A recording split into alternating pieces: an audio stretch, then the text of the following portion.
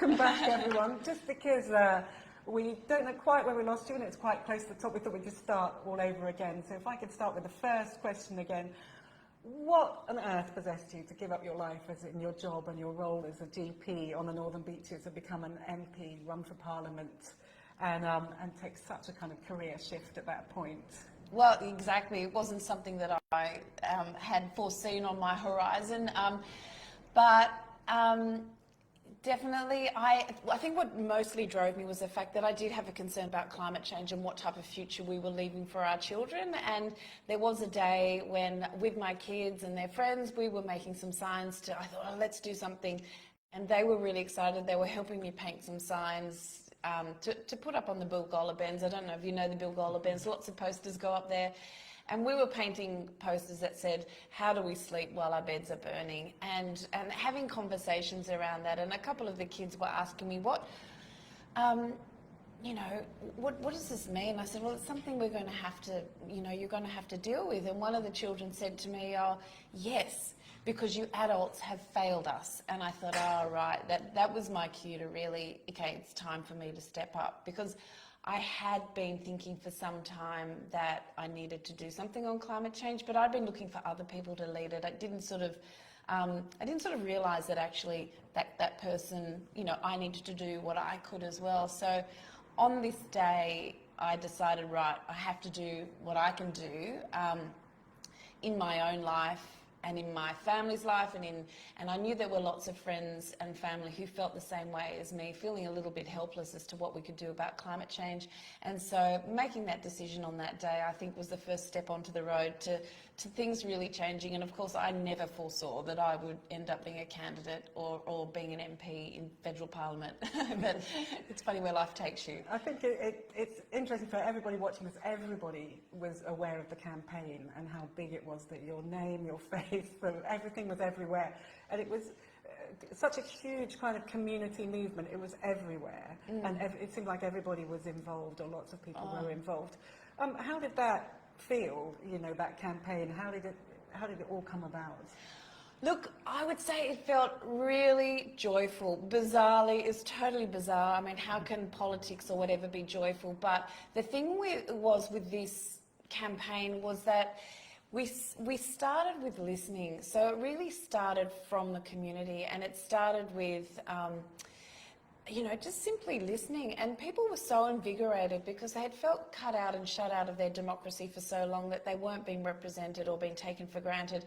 And so when there was a small group of us that started by just asking people, what are the issues that are important to you? People were suddenly like, wow, this is amazing, because we're taught, we're sort of, as we grow up, it's drummed into us, don't talk politics, religion, money, don't talk about them. In actual fact, politics just is talking about what's important to you. What should we be doing? What type of future should we be planning? And when we sat down and asked people respectfully, what is important to you and what solutions would you like to see? What people were coming up with was an independent that would represent our community and genuinely reflect the views and values of the people who lived here in Mackellar. And of course, people could see what was happening next door in Warringah with Zali and how she was really standing up for her. So it was joyful because it gave people hope, and it was truly a community movement. Yeah. So you kind of made politics a little bit more attainable and interesting for people. Yeah, because that's what it should be, isn't it? We should all feel like our voices mean something, and that we can be heard, and that actually this democracy belongs to us. It belongs to the people, and we should be bringing everyone in, not shutting people out. Yeah. So you ran the campaign, you get to election night, you realise you've won. How did that feel? Oh, look, it was the most incredible night. And it's quite funny because even just the other day, someone said, oh, I've got to confess something. That was the most amazing night of my entire life. Please don't tell my children. But I think it was just, after so many years, people had just felt helpless. And then finally was this sense of hope that actually we could take back control of, our voice and make a difference. And I think that was, people feeling that actually they counted and they could make a difference. It was a really joyful experience. I feel it was really amazing. Yeah, good. I think a lot of people were really kind of astounded by the change. It's Yeah. such a huge change in an area, but I think a lot of people felt really involved in Yeah, it. yeah. Well, that's what as we well. wanted to do, and it was a big change, and a lot of people didn't see it coming who were outside the electorate. And I had people saying to me, oh, we're worried you're not getting enough national media or this or that. And I was like, it doesn't matter what's happening in the national media. They really didn't have much of a grasp of what was going on. I said, you come and talk to the people who live in Mackellar and you see what's happening on the streets and you see how invigorated people were and who was actually driving it. And it was being driven by the community. And the reason that had happened was because the whole thing started with listening. That's the most respectful way that you can try and represent people, is actually start with listening. So you listened, people voted, and you're off to Canberra. What is it like? You talk about being an MP in Canberra. You talk us through a typical day and kind of what it's like to walk in there and suddenly find yourself actually being an MP. And another question people ask me a lot is it what you expected? But of course I had no past history in politics, so I actually didn't know what to expect. I hadn't been inside Parliament House, anything like that. So I didn't know what to expect, and it was a very steep learning curve, but I've got to say, again, the thing that has astounded me is that actually how positive it is and the interactions. It does feel like there's a sense of hope and that there is a real change down there. But a typical day is incredibly busy, and the whole job is incredibly busy because there are so many different important issues going on. And I guess the biggest challenge is trying to remain focused on what are the top issues of importance to the people in this community, because, we've got to remain focused so that we're effective and efficient on what is important to this electorate. And so I guess another big part of it, so there's two parts to my job. There's down in Canberra and the policy and the parliamentary work, and there's so many meetings and briefings and speeches and so much going on all the time, but also there's more time here in the community. And this is a really important part, is to remain connected, in touch with what actually is happening here in our community and what people are feeling here. So let's go to that. How do you keep across everything that people are interested in this community while you spend half your time in Canberra? Yeah. So I guess one of the things is we've got our office here in Narrabeen, and people can call up, they can email at any time issues that are important to them, and they can also schedule in meetings with me so that they can talk to me, particularly if it's an issue that's important to the community, but just so that I'm aware of what's going on. And I also do, trying to do politics differently is trying to be approachable and available. So we do things like pop-up politics, where I will be out in the community. We'll let people know sort of a couple of weeks in advance that I'll be there, and if they want to drop in and have a chat to me, they're more than welcome. And we've got advisory groups and bodies, and really proud that we've got a youth partnership group as well, so we get some Year 12 students from all the different schools and really listen to them. And that's a big part of what we want to do as well, is to re-enfranchise young people. And we know, even just had a meeting tonight with a whole group of young people, and had previously asked them to talk to their friends and survey their friends to find out what were the top issues of importance to them. Mental health came out on the top. So then just to talk to them about, well, what solutions do you see? What can I do? Like, what are your ideas that I can actually take to Canberra? And they came up with incredible solutions. It was just an amazing conversation, but it's that empowering people to know that this democracy is theirs as well. And I'm really there as a representative of them. That's my role. I'm not somebody who's telling people what should happen. I'm trying to listen. Yeah. So you've had a year doing this role now, and you're obviously getting not so much comfortable, but kind of across the brief on what you want to do and how you're going to do it. But what have been the biggest surprises of your role in its first years? What's Well, I think, I don't know if it's a surprise or not, but just how enjoyable the role is. Like, it is such an incredible privilege, and actually it is an incredible privilege to be in Parliament House and actually taking, the voice of Mackellar down there and being able to speak up. I mean, even yesterday, when issues come up, an issue came up where it seems like there was rorting of grant money and spending in our healthcare system, and just being able to speak up on behalf of the people here and say that's just no longer should be a part of our culture. We need to bring in processes where that is just not able to happen anymore. We've had pork barreling and rorting and corrupt decision making. We've all had enough, and I just felt how incredible it was that actually our voice is now in that debate. You know, we are contributing to changing the culture around politics and decision making in this country, and I felt really proud of Michaela that we were having a say in that. Yeah. So do you think, we know that you stood on integrity was one of the big issues that you stood on. Do you think that part of your role is to keep politics honest? 100%, yes. So, yeah, like a lot of people ask, what can you do when you don't have the balance of power? The answer is we do a lot. Because one, it's contributing to the solutions. It's really trying to bring a different culture to politics and to Parliament and how things are done. And I think people were really fed up with that really head-butting adversarial way of doing politics. And what they actually want, we've got a lot of challenges ahead of us, Australia, but internationally as well. And people want us to come up with solutions. They want their leaders to come up with solutions, not to just fight. And so it is trying to change that culture where we work constructively across the political spectrum, and that's the real, I think, one of the powers of being on the crossbench is we can work, quite respectfully across, find common ground and try and work towards solutions, and that has been incredibly powerful. And I would say one of the most surprising things is actually the government has been quite open to listening to us. And another thing that was a highlight for me was recently when we were, there was a big debate and we're trying to finalise the safeguard mechanism. So that's the legislation that would basically be the regulation around our biggest polluting companies, how they would reduce their emissions, and the legislation around that. And it sort of came to a bit of an impasse, not really an impasse, but it was almost getting to an impasse. The coalition had sort of stepped out of the conversation, and there was a bit of an impasse between the government and the Greens.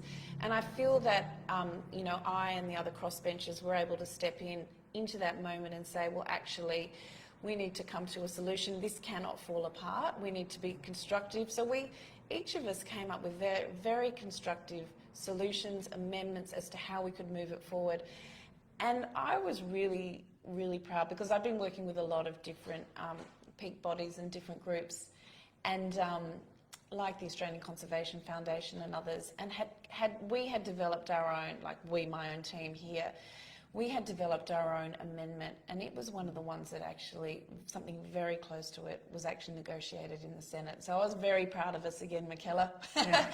But it's that constructive way of working, which is really positive, and also continuing to hold the government to account, making sure that they're standing by their promises and doing what they say they will do. So that's interesting. We talk about culture. Parliament House does not have a great reputation as a place for women to work. To say the least. How have you found it, and how do you think kind of a whole group of independent women who entered Parliament, there's some great scenes that come to mind with people telling other opposition MPs to be quiet. Yeah. I think there's a whole load of that. How do you think that group of, being part of that group of independent women MPs has changed the culture? How did you find it when you got there, and do you think you've changed that culture? I do. Look, by all accounts, as I said, I wasn't there before, but we hear constantly that it's dramatically different down there from where it was before. And I think you've got this large group of women who have come in and who have certain levels of expectation how things should run, and if it drops below that's not our normal. That's not what we expect. And I haven't come across that, I should say. And also being an independent, we have a very close team, but also work really well and really constructively with the rest of the crossbench. And as I said, good relationships across all the parties. So trying to keep it at a really positive, constructive level. And I think there's been a lot of comment on how the tone of the debate has changed. I mean, sometimes in question time you have that, schoolyard antics, but then when a crossbencher will stand up and ask a question, you know, you can hear everyone silent because they're listening to the question, and then actually the government answers the question. It's not just a battle, and so we're actually trying to get information and you know, continue to progress things. Yeah, but I should say during when we were looking for the candidate, because again I was looking for the candidate, it wasn't going to be me, but a lot of people were saying, you know, just with what had been happening with Brittany Higgins and that kind of scenario, a lot of people were saying we need more women, it needs to be a woman. I was like, it doesn't have to be a woman, but that was what a lot of people were talking about. We needed to sort of balance things so that Parliament did actually reflect Australian society more, in a more balanced way. And it kind of does now, and just even that talking about the change in the debates kind of is the proof of the pudding, really, that and I think most people outside of politics are really happy to see people actually talking about things rather than just shouting abuse at each other. So does seem like a great change. But I was just going to ask you kind of what your big achievements over your first year have been. I know you've been really busy, there's lots of things, but what would you see as your biggest achievement? I think it's got to be, I mean, part of the things is, I mean, there was the National Anti-Corruption Commission. That getting in was a historic milestone, and I was really proud to, on behalf of Michaela, be supporting that and pushing for more and pushing for that to go through. That was incredible because, you know, it was the first step in building greater integrity into our political system. And I should say that was amazing, but there's a lot more to do. And so I think integrity was such a big issue at the last election for so many people that is one of the things that I'm really prosecuting in this term. And so I developed a bill called the Ending Jobs for Mates Bill, so to try and end that sort of culture of cronyism and the politicisation of really important appointments. So one of the key things recently was the understanding that really important democratic institutions like the Administrative Appeals Tribunal, and I hope I'm not boring you, but that is such a fundamental sort of pillar of our democracy, where people can go and have you know, decisions by government looked at and reviewed. So it's such an important part of our democracy. But the government saw that they needed to disband that entirely because it had been so politically stacked with friendly appointments and cronies and people on very high salaries who didn't have the expertise quite often that was required for that job. And so I brought in a bill called Ending Jobs for Mates, and that's something that I will continue to prosecute you know, over my time, because we need to be able to trust the decisions that are made by these really important democratic bodies that are underpinning our democracy. I think we all want government to work for all of us rather than just you know, a minority of people and actually, or voters. Yeah, and I should say even just yesterday when it came out in the news that, you know, grants and funding for health services, you know, just prior to the last election were politicised as well and were basically targeted at marginal seats for the coalition. You know, Australians are over it. You know, we want decisions made in the public interest, not in party interest. Yeah. But how, I mean, I know that we've got a kind of federal ICAC coming in that starts, I think, next month. Yes. So that's going to be quite interesting to see what comes up. So an ICAC is that National Anti-Corruption Commission. Oh, yeah. Sorry. Yes. Yeah. Absolutely. That comes in, and the Jobs for Mates, but.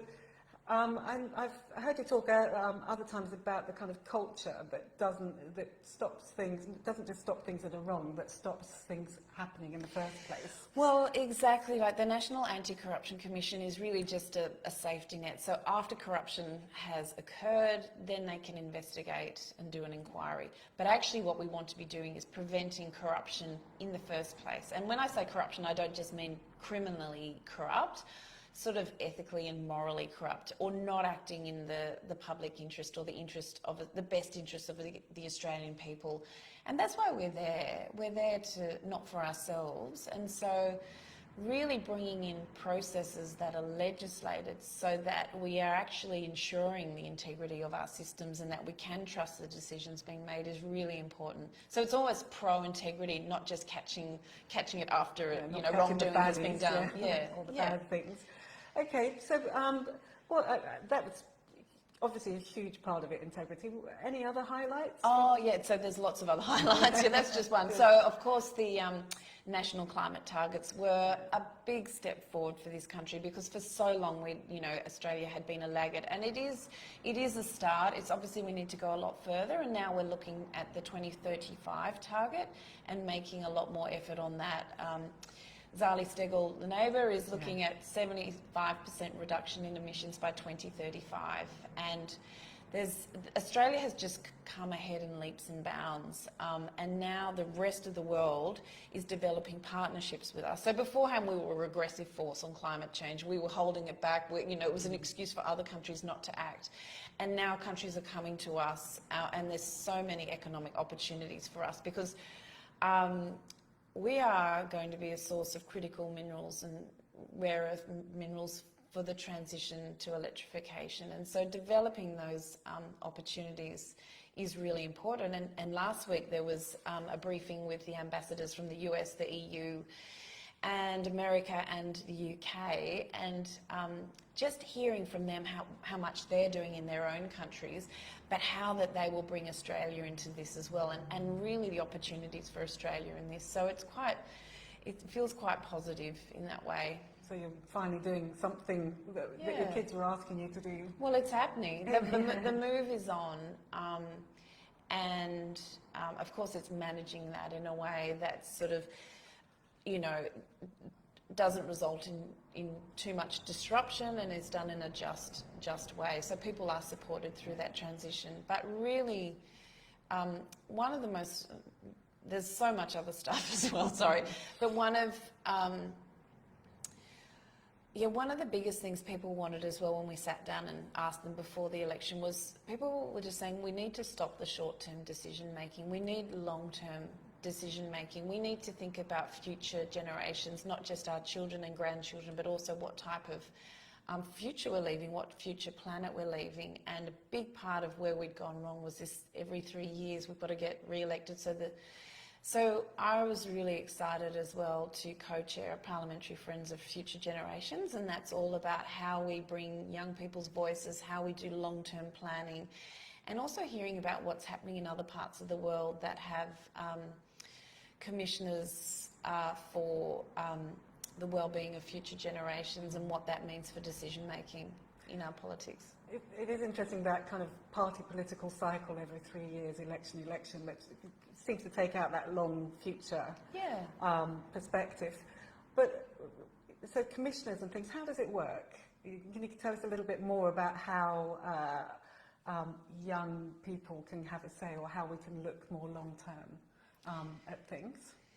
Yes, so I guess what they're doing, so Wales is actually a gold standard. They have an act, I actually just can't remember the name of the act, but it's about promoting well-being and the health of future generations, and also making sure that when decisions are being made, they're not being made in silos. So they actually consider, if you're making a transport decision or a road decision, do we need a new freeway?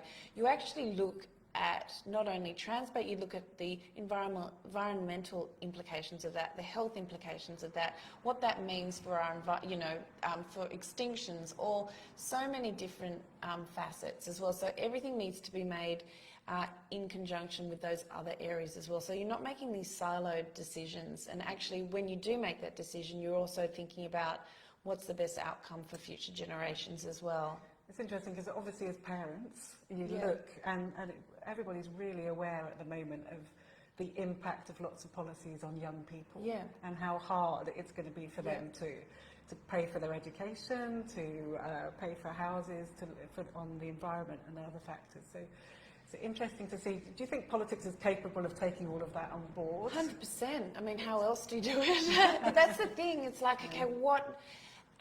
and that's why this is quite incredible, and just sort of bringing a different lens and a different way of doing things. And we need to make our politics constructive and long-term as well.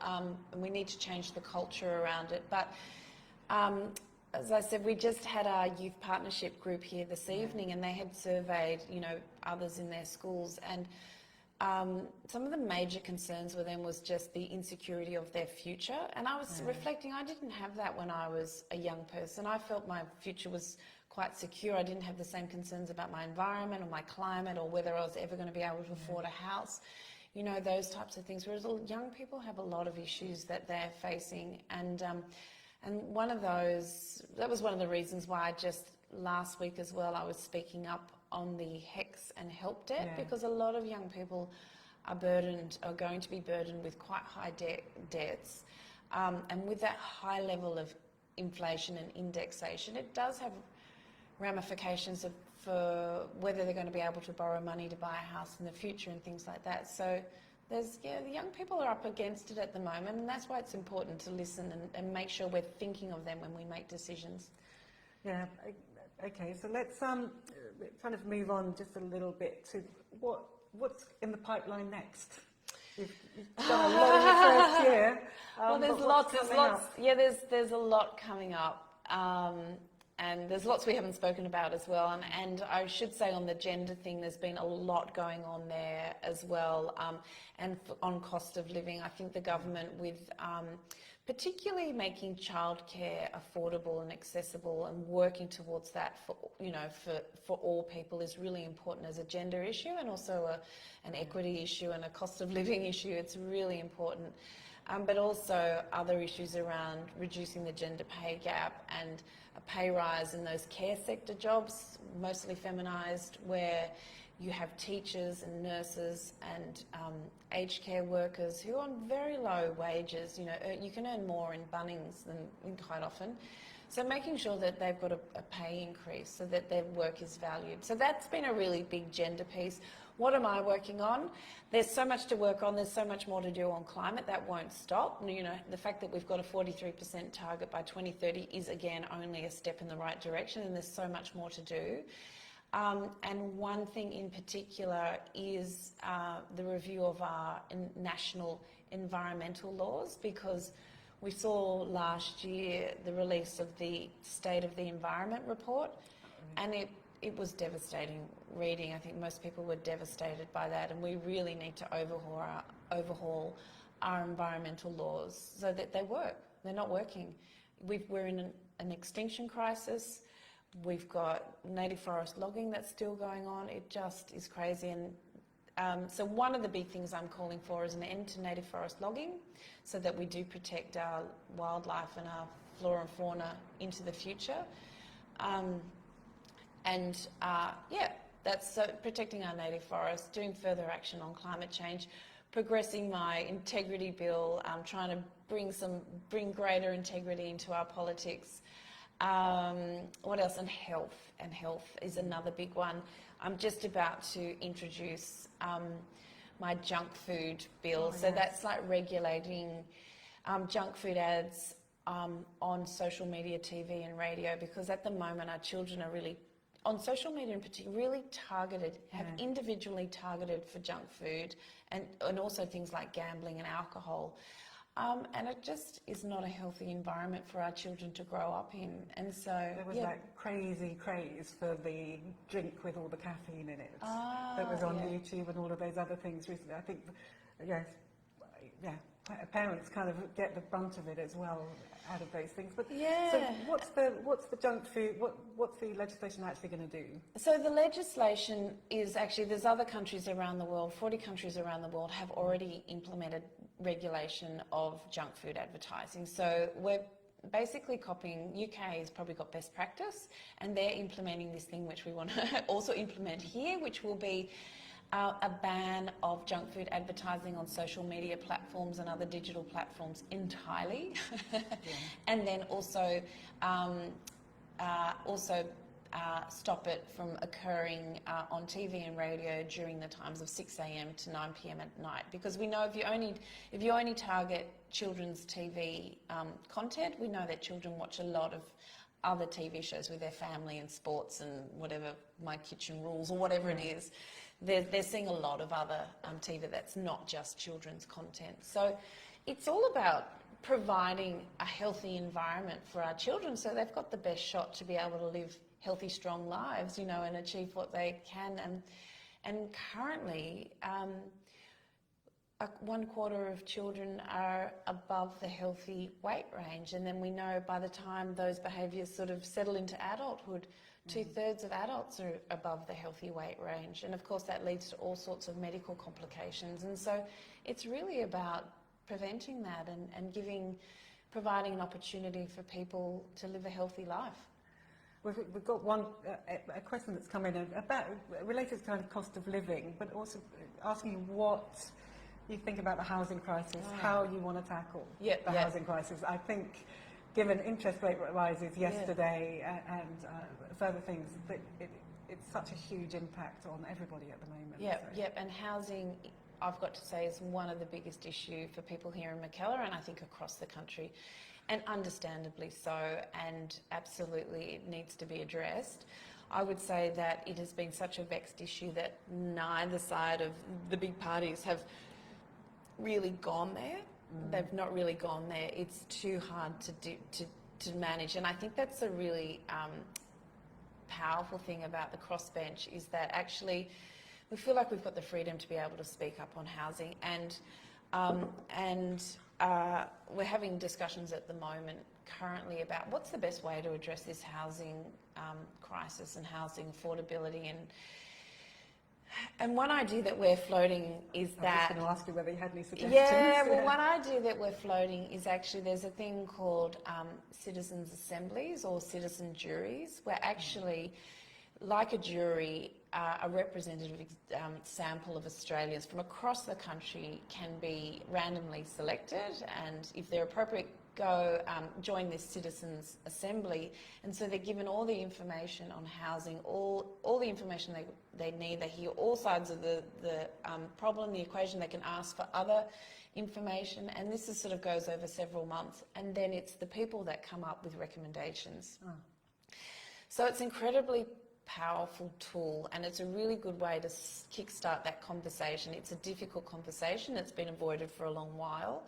But I would say that this model has been used internationally. It's been used in Ireland on the abortion debate over there. It's been used on climate change in other countries, and in France on some of their industrial relations things, you know.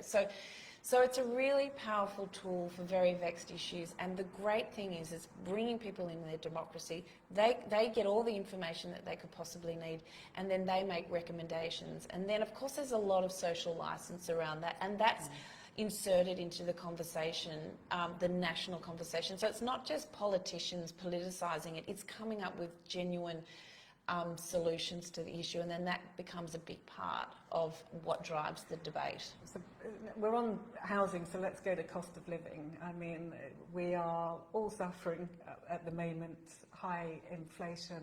Food seems to be getting, you can literally watch the prices going up every week. It's a huge impact on lots of families. What do you suggest that we should be doing to address cost of living? What are the measures that should be taken? What are the things that you're kind of working on or recommending there?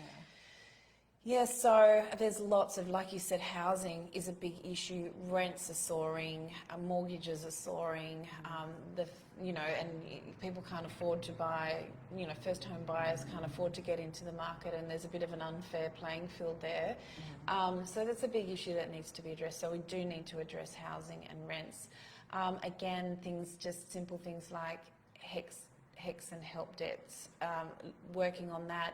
I think childcare is a big issue for people as well.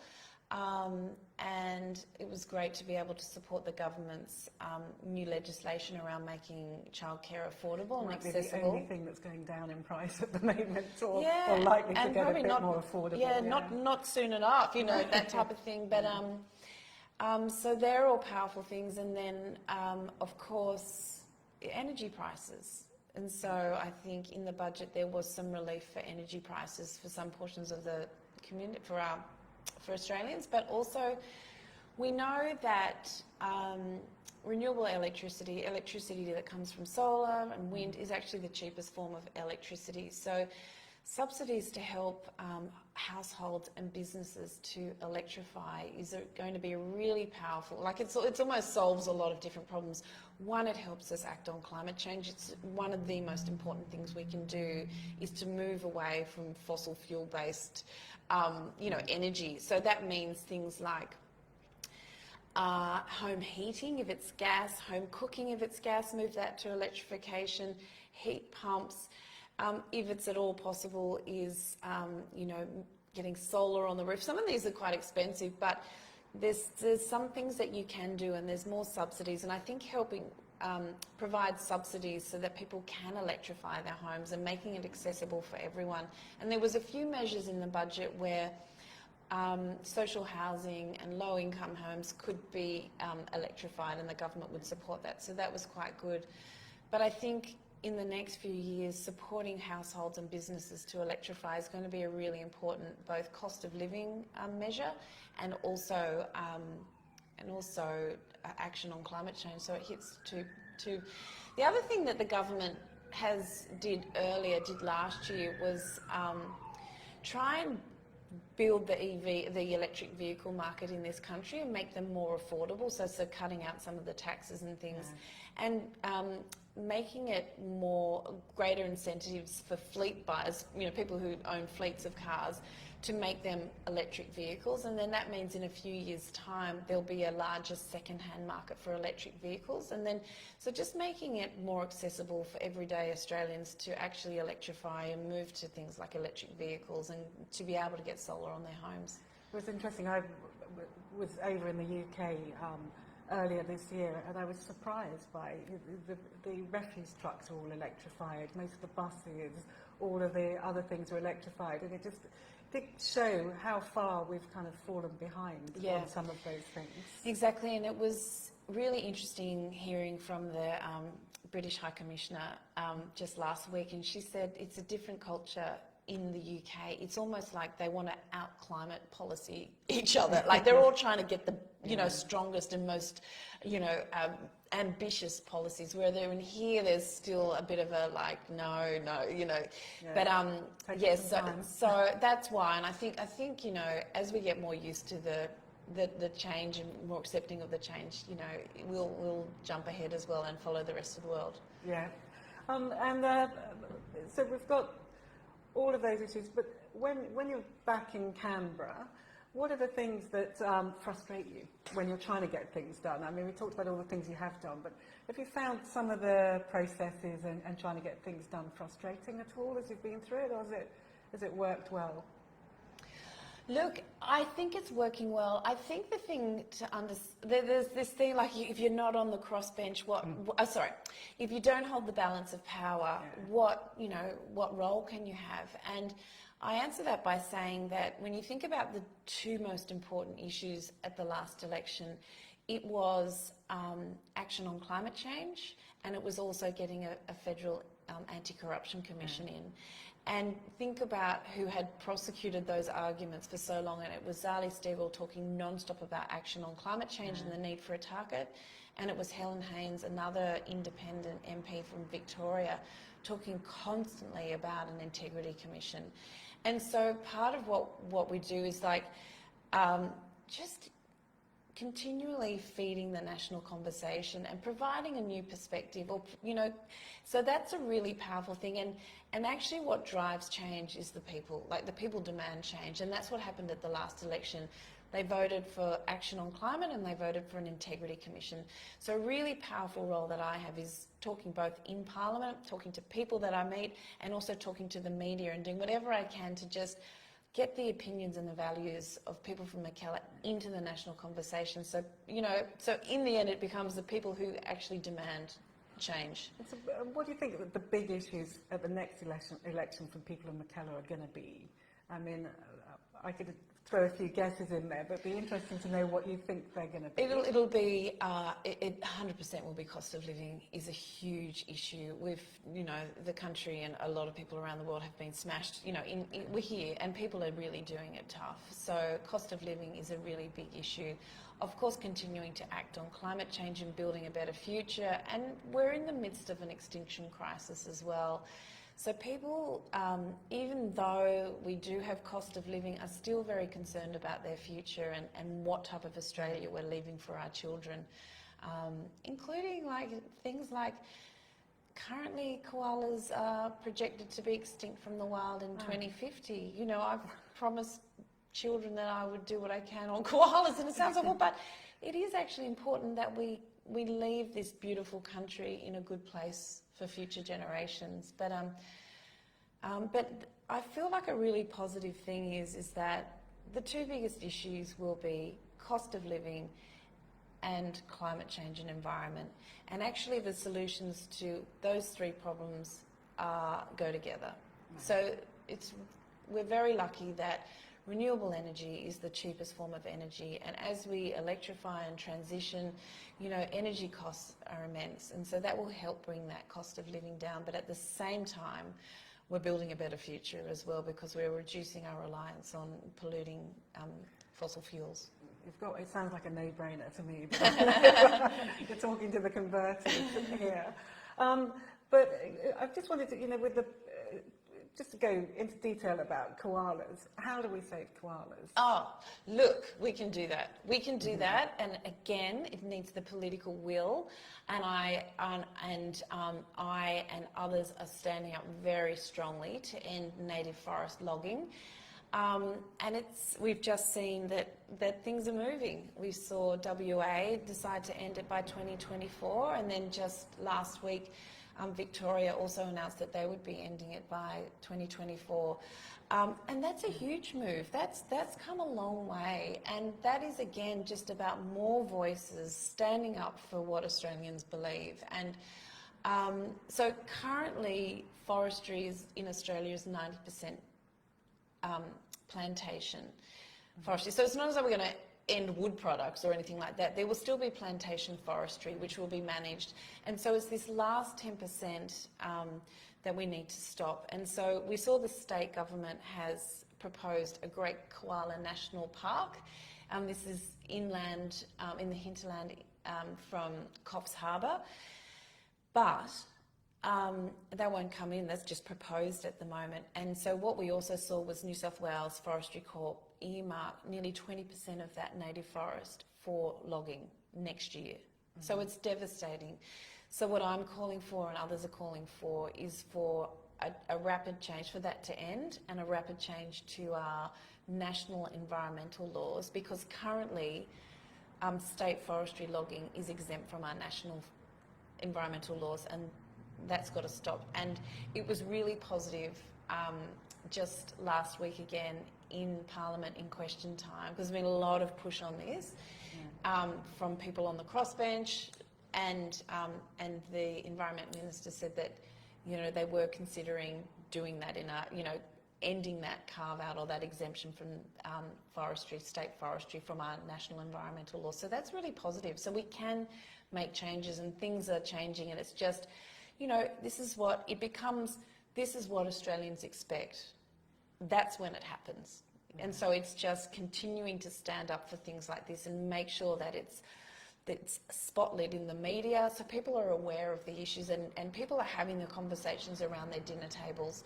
And so when your child asks you, what are you doing to save the koalas, Mum? You can say, well, I'm standing up to end native forest logging, and I'm going to write to my MP about it, and know that, and you know, so she knows what's important. Yeah. So just talking about conversations around the dinner table, we can't go past the voice debate and what's happening. So, what's your view on the voice?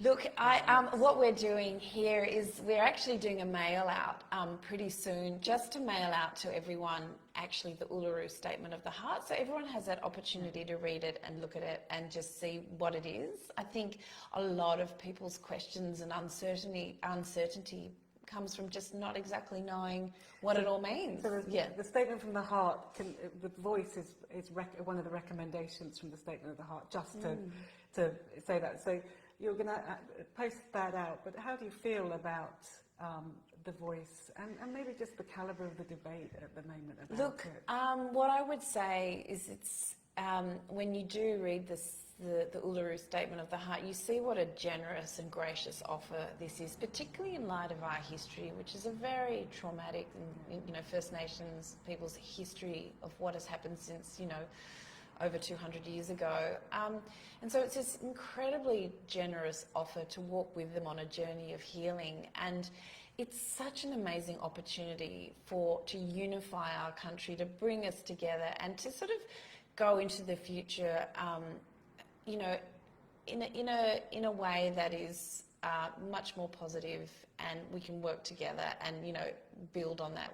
It's been such a traumatic past, I think, for our First Nations people, particularly with things that the stolen generation, and there were massacres and things like that. So dealing with that, just trying the most powerful thing, and we learnt about this ourselves prior to the election, being listened to and given that respect of somebody actually listening to you is so powerful and so healing in itself. And so I just think there's nothing to be afraid of. They're simply asking to be listened to. It's just an advisory body. All this scaremongering and fearmongering is just, I think, unnecessary, and choosing to divide the nation rather than unify the nation. This is a time to come together in a really positive way. I look forward to it. I think it'll be wonderful. But also understanding people have legitimate questions, and it's about helping people get the information so they feel they can make an informed decision themselves. And the last thing I would say is that it's a referendum, and the invitation is to the people of Australia. It's not to politicians or parliamentarians. It's to the individuals, all of us in Australia, and it's up, that's what it is. It's not for us to kind of say exactly how it should be. Okay. Us as a politician. We're getting kind of close to winding up now, so I've just got a couple of questions. If, lots of people want to get involved in things. Yeah. What would your advice be to Northern Beaches mums' parents if they want to get involved and do something? Yeah. On particular, like with kind of the climate issues or any of the other issues that you're kind of champion. Yeah.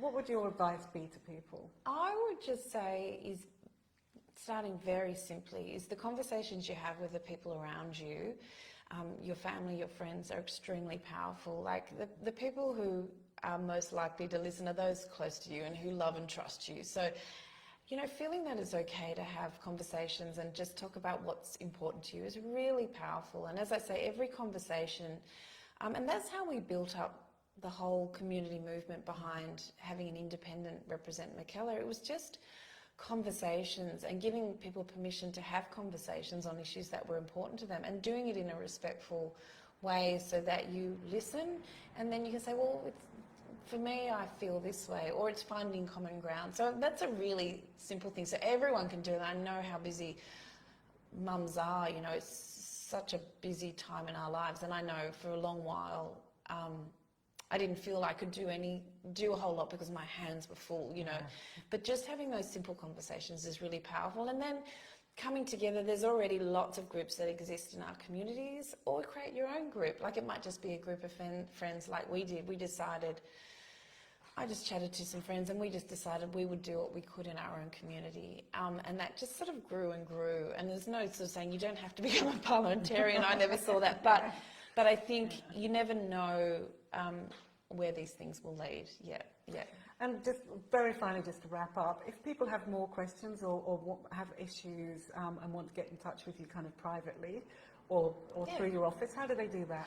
Yeah, just get in touch with my office. We've got a website, and my email address is on that, and I've got a team of people, because of course there's lots of emails, got a team of people who are looking at all those emails and taking in the comments and things like that and bringing things to my attention. And you can also call for meetings with me, and just for me to continue getting out in the community and meeting people, I think is really important. Yeah, but just know that your opinions, your values, they count, and absolutely you should be heard. And that's what this is about. When I stood, one of the reasons I stood was because I wanted my children, other people's children, and people to know that actually normal people deserve to be heard and could stand, and represent our community. Well, that sounds like the perfect place to finish. Thank you so much. Oh, thank you. Thanks everyone for joining. Thank you.